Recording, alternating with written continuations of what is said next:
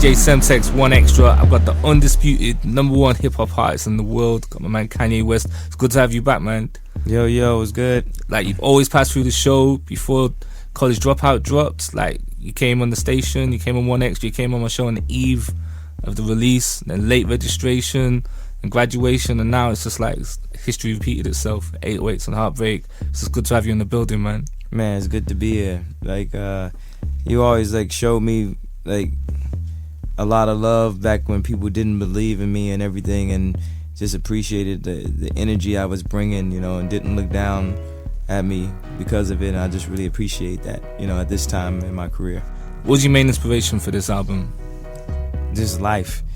You know, I did it really quickly. I had melodies in me, and I just delivered it, you know what I'm saying? And people could take it how they want to take it, but it's just a piece of art. It's something I wanted to do. And you know, if people appreciate the songs and they dance to it and it inspires them in some way, then great. If people have a major problem with auto-tune or me singing or me getting my ideas out, then that's too bad. You know, I've had a lot of melodies in me, and I would like not do them, and I'll just say, well, I'll rap because it's safe. And it's like someone who like can draw, but they don't want to show anybody because they're scared people are gonna be like, you don't draw good enough.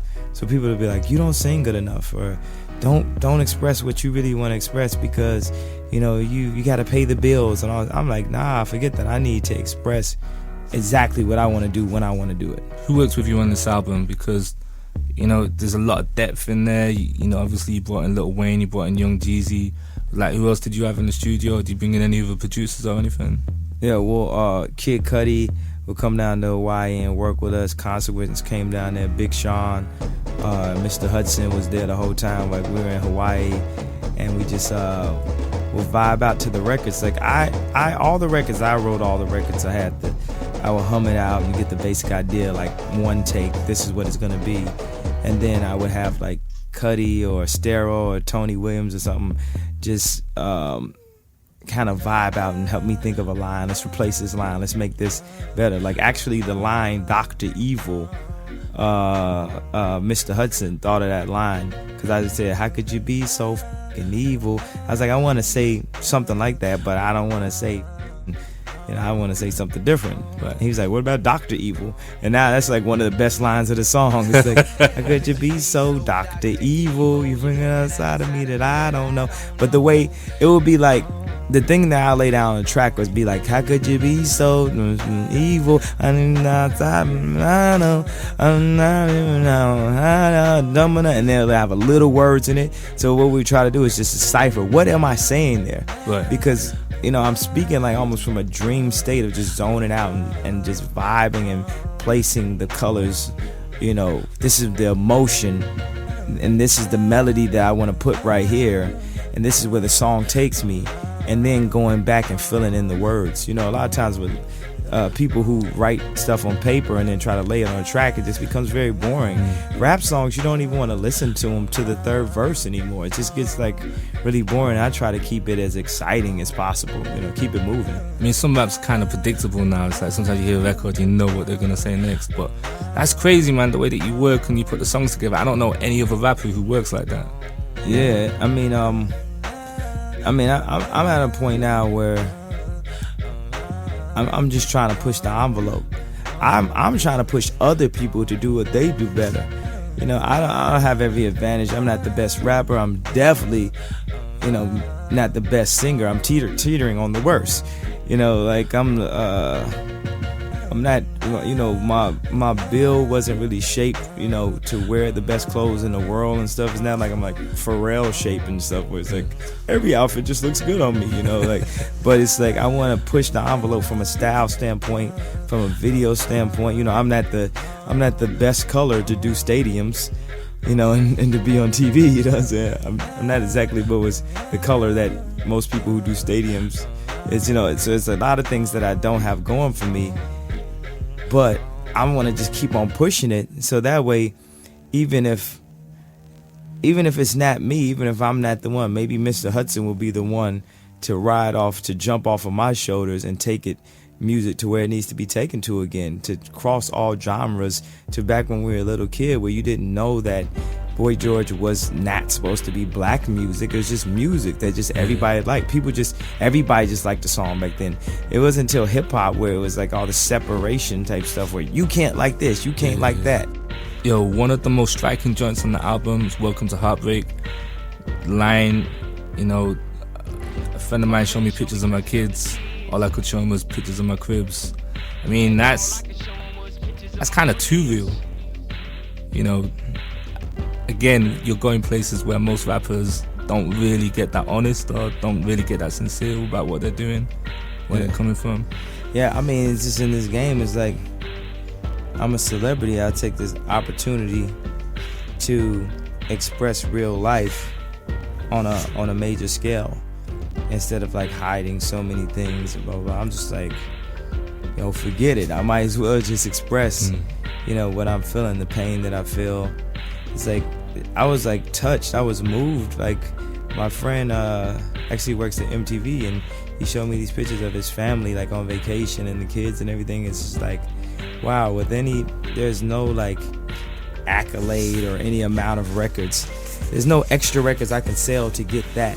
So that's the reason why it's like, okay, now I'm gonna make music where it's not about whether I sell or not, and it's just like, this is just what I feel at the time. I think people can relate to that as well at the same time though, because there are people in your situation, there are people who just work 24/7, and there are people who, if you got kids and you're holding it down, because it's not cool to be a parent or be responsible. Like, hip-hop's never really pushed that thing out, but I think it makes people look at it from both sides of the coin, so I think a lot of people can relate to what you're saying on this album. Yeah, you gotta take some time out. If you are a parent, you gotta take some time out to be a parent, and you know, it's weird, like, people's paths in life, you know, like, you know, Oprah Winfrey doesn't have kids, but Michael Jordan does. It's like, who, you know, what's your path in life? And with this album, it's like, for me, it's like, what is my path in life? I'm scared to have kids because I don't want to have kids with the wrong person, you know? Yeah. I wouldn't even want to think about how do you, if you want to meet the right person, how do you do it in your position? Because it's like, I just can't find it on Craigslist or Facebook is just not working for me. I was at the playback recently, and you were saying that, you know, when you step in the club, it's finished, it's over, right? It's like, yeah, it's not really a good thing. It's better just for my music to be in the club than for me to be in the club. I don't even make the club fun anymore. It's too like, man, it's like crazy. But you know, everything will happen in its time and stuff. Like, I really do want a family. That's why I was always like the type of artist that would be more like having a girlfriend or something instead of you know, just dating a lot. Because I'm not trying to put on any type of facade. I'd like to have just someone to just talk to. But that was really like, you know, the problem for me is I really like porn and that type of like body style and stuff. But then I'm super like Frenchy fashion guy. right? At the same time, and those two things don't go together a lot. But then I'm super like, you know, new mind state philosophy type guy also. I'm not like traditionalist either. Like I have my own thoughts. Like I'm not religious or anything. It's like a lot of pretty girls are like really religious and stuff like that, you know. And you always joke, you'll be like, man, what if you had a girl like Adriana Lemon, you go to church for her and stuff like that. And like, I'd change my religion and stuff like that. Hey, whatever you say, baby. But I'm really not like that. I'll be like, nah, I'm not going to church. Like, it sounds like you need an intellectual French porn star. Hey, you know. That might be it. I like that breakdown. That's what I'm gonna look for. Yo, I would marry a porn star.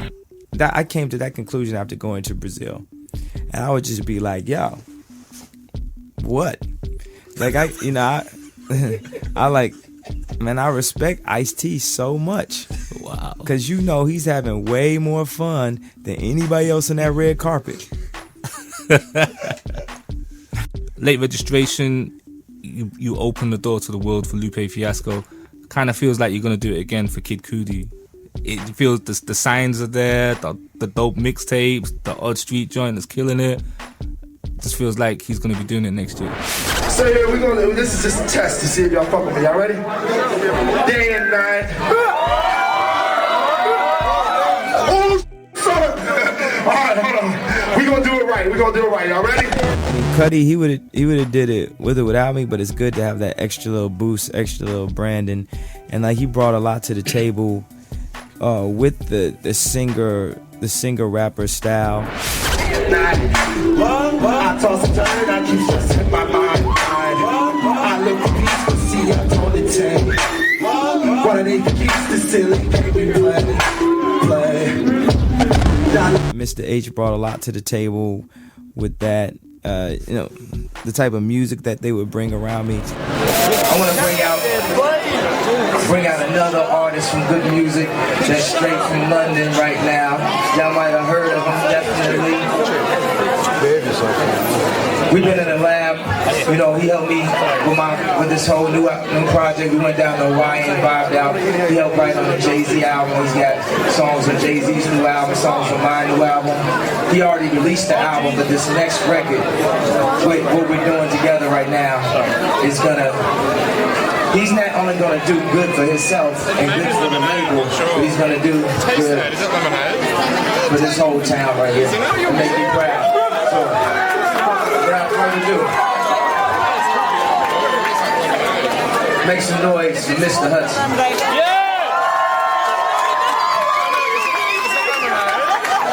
Thanks, yeah. Listen, I'm gonna get Big Sean back up if that's cool with everybody. I think I need a little bit of help with this one. You want more Big Sean?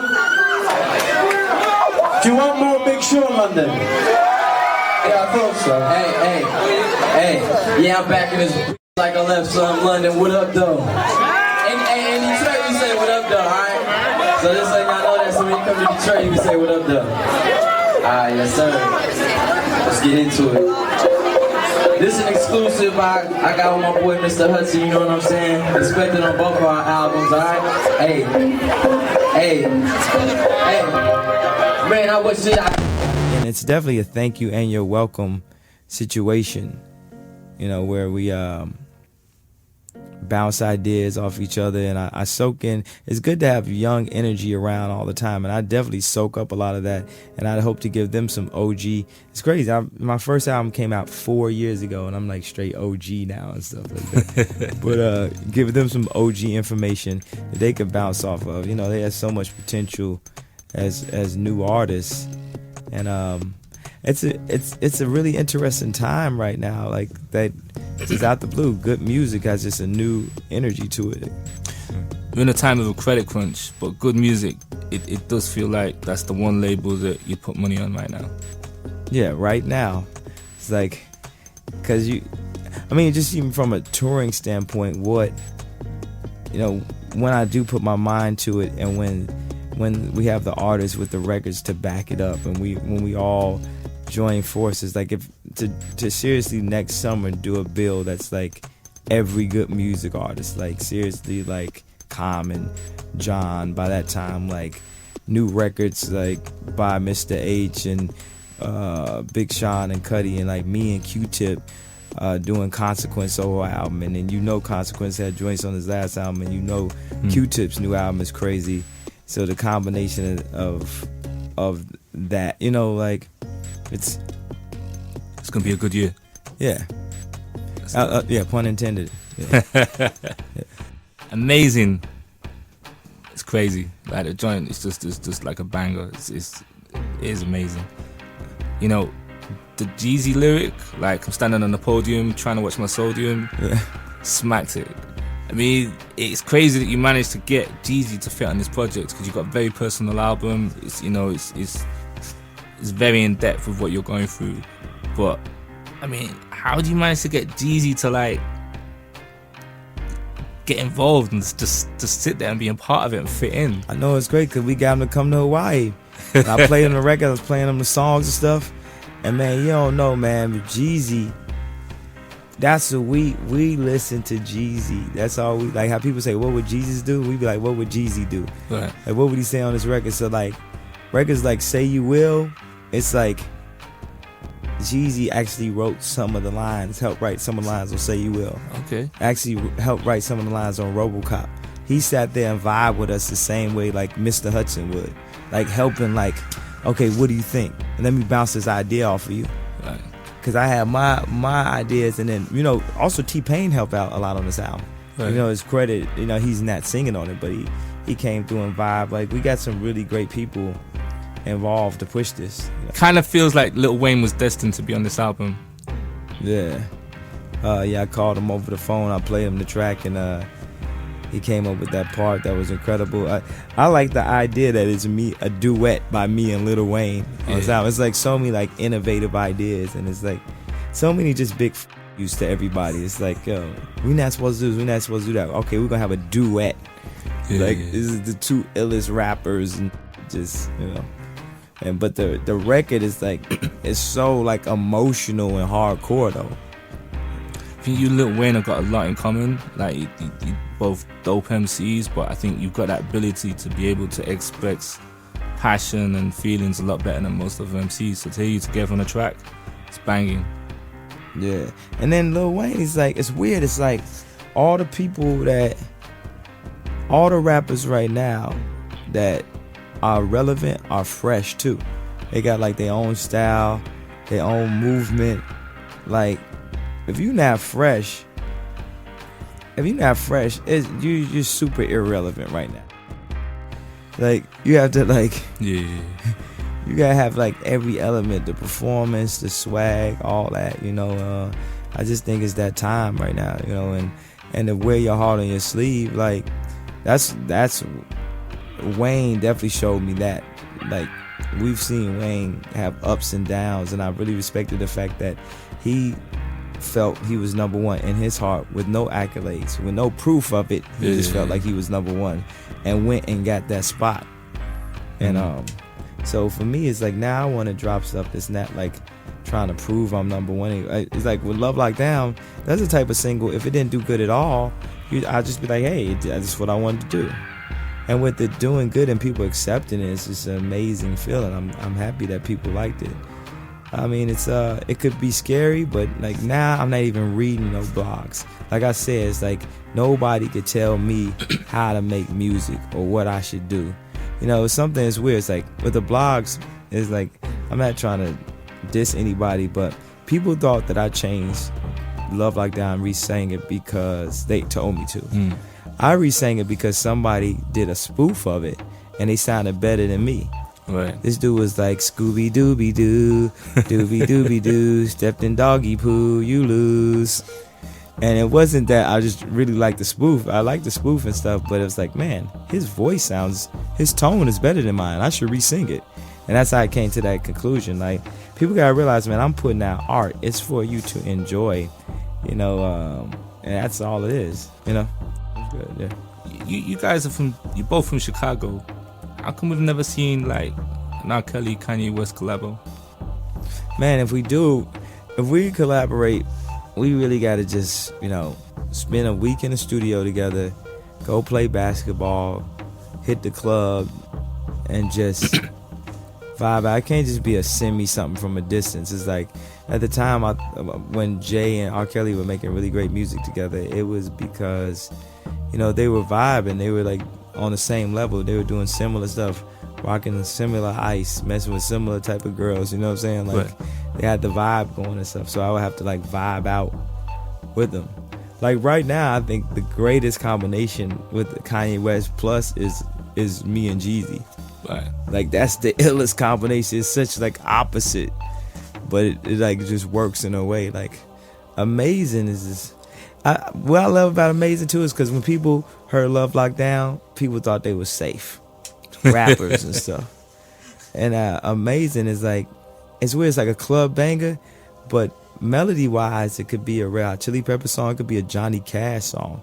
It could be a John Wayne song. It could be straight country record. Yeah, but it's straight up hip hop though. Yeah, it's like even though you're singing on it, it's like still got the pound. It's still got the intensity of like any hip hop banger you produced before. Yeah, the whole album, I said, is like music that 50 Cent would rap on.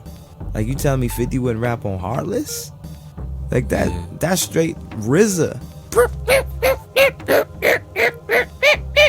That's straight RZA sounding beats, or Dr. Dre, you know, like the album I think is got a lot more bang than people would expect. Like, people don't realize like Say You Will, that could have been a Clips beat Right. all day long.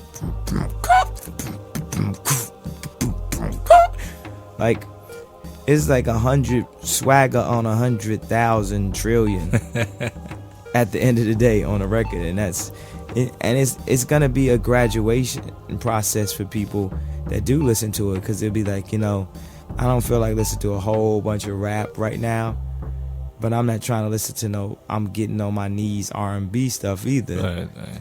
And this is gonna be the thing that segues people to listening to other artists. Like in my apartment, like I listen to like MIA, Vice, Roisin Murphy, Portishead. Like I don't even listen to rap. My apartment is too nice to listen to rap in.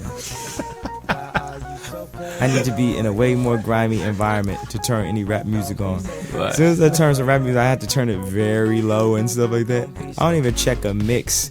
I have to go to the car service to even check a mix. Wow. I can't even. It's like the art starts getting mad.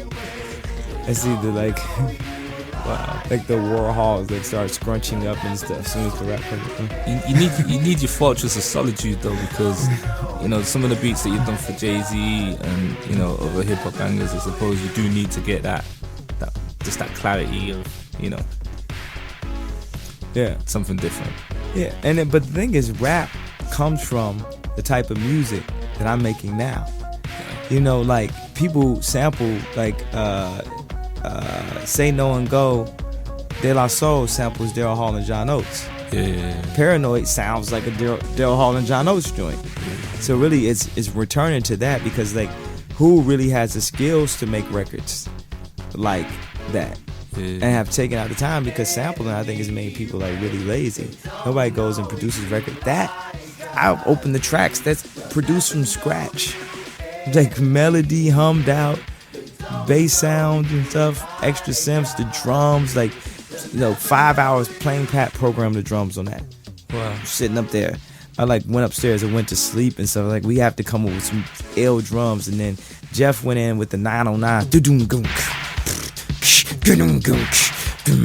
like records that took like 2 days to produce. Like I remember people were making comments talking about this album is rushed. It's not rushed. We work 24 hours a day in the studio, like, and we know what we're doing. This time out, I wanted to make a whole album of real records, like amazing. I felt like really anthemic, really stadium, but you can also play in your car, and records that you know, you still don't feel bad about playing if it's a bunch of dudes in the car either. Yeah. It kind of feels like this album has been therapy for stuff that you've gone through over the last couple of years. Now that you completed it, do you feel any better? Are you feeling more accomplished with what you've done, what you've achieved with this work? I dusted the surface of how I feel. I mean, it's the thing where I'm still trying to step into my own shoes as a celebrity and get comfortable and just get my mind right and just not go crazy. I mean, I've got philosophies and things I believe in. The thing is, I'm not in the matrix. I'm on the other side of the matrix. Right. So, you know, where the clothes are dirty and stuff like that. So I like to get dressed up because I like nice things.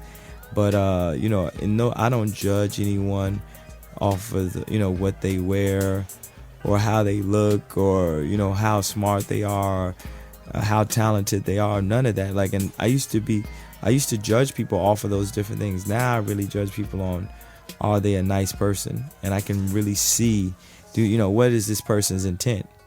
And then for me, you know, my amount of time that I spend around them is based off of, oh, well, does this relationship make sense? Or do I need to be around this person? Blah, blah, blah. But I don't judge people anymore. I see the good in people. I look past all, like, there was a time where it's like I wouldn't work with a gay interior decorator because I didn't want to be next to him because I wouldn't want people to say I was gay. And now I can give a what somebody says. Like, I know who I am as a man. Like, at the end of the day, I'm 31 years old. You know, I you know, it's like all that, you know, the stuff like blogs and stuff like that. It's like, yo, seriously, I'm like 31 years old. Like, I've delivered great art to the world. I'm an established stadium, sellout tour type musician, and I know what I like at this point. And and you can't hold it against me. I told you before, I like porn. I like clothes.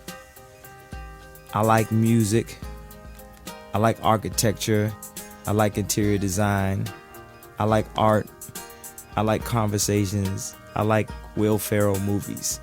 It's like, I know what I'm into, you know what I'm saying? It's like that. So it's really like that whole, you can't tell me nothing. To be able to find who you are and be happy with who you are and just accept it and not even be shy, you know what I'm saying? It's like, I don't want to be rude to anybody and stuff, but if you look through my bag, it might be some porn in there, you know? It's like, what if I did drugs, I would do drugs. You know, I tried smoking and stuff like a couple months ago. I was in Paris. I was like, wow, that's smoking. It really looks cool.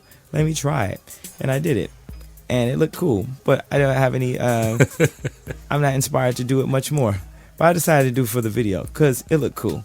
It kind of feels like yourself and Jay-Z are a lot closer than ever before. Blueprint 3 feels like it's going to be crazy and off the hook. Oh, yeah. It's that real boom, bap, original rap. Man. Straight drug dealer, crazy.